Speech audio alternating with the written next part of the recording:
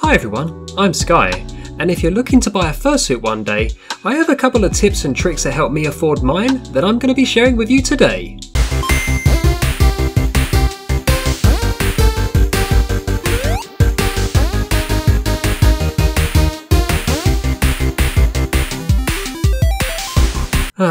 Fursuits. Adorable, fluffy, elegant, spooky, and most of all, expensive. Some are more expensive than others, and this is what brings me into tip number 1. Tip number 1 is check the internet as thoroughly as you can for as many fursuit makers as possible. Ask around and see if there's any upcoming fursuit makers that have just started out, and maybe you'll get a good deal. Most of the time, new fursuit makers will try not to compete with the top dogs because if they charge the same price, they don't have the same reputation to back up their evaluation. So to give themselves the best chance of being seen and having their services paid for, they need to charge less in order to get reviews and suggestions out to the public, and this in turn supports their digital footfall. So if any of you know of any fursuit makers you'd like to suggest, go ahead and drop them in the comments section and give them some extra limelight.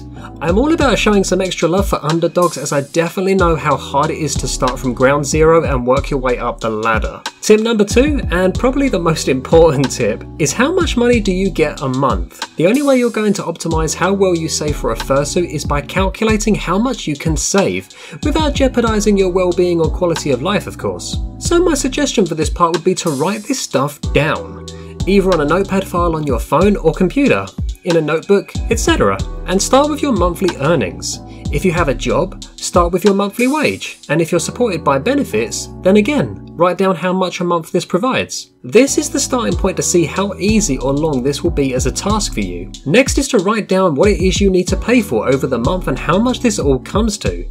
And when I say need to pay for, I don't mean things that are optional for entertainment purposes. I mean the pure basics, i.e. keeping yourself fed, clean, and paying bills. If you have to be miserable for a few months and ditch that Disney subscription for a while, then a lack of Mickey Mouse in your life at this time is what's necessary. Once you've worked out how much your outgoings are for the month for things that you absolutely 100% need to pay for, then you need to look at how much money is left. If it's $100 a month, then you put it aside for the fursuit. If it's $25 a month, then it's $25 a month. That's still $400 a year. Put it away and forget about it. If you can't trust yourself, maybe get a family member or someone trusted to put it away for you. Tip number 3 is ditch costly habits, like for example drinking alcohol, smoking, gambling. If you're somewhat dependent on these things, then try and cut down gradually and save a bit of money there as well. There's also some great services out there that can help with giving up these addictions. Even if you have to save up for therapy before paying for a fursuit, then you're looking after yourself first, which of course is far more important.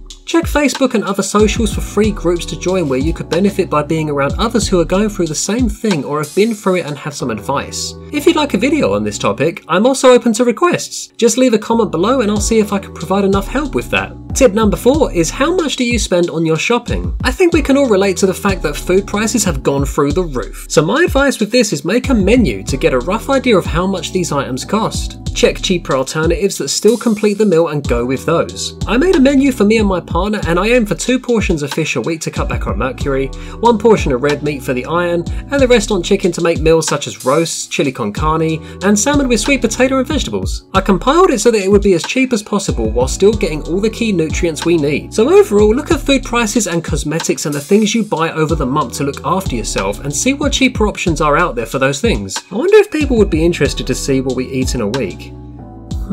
Tip number 4 is to look out for fursuit giveaways. These happen more often than you think and are done to get the fursuit maker some extra traffic by showing the world samples of their work.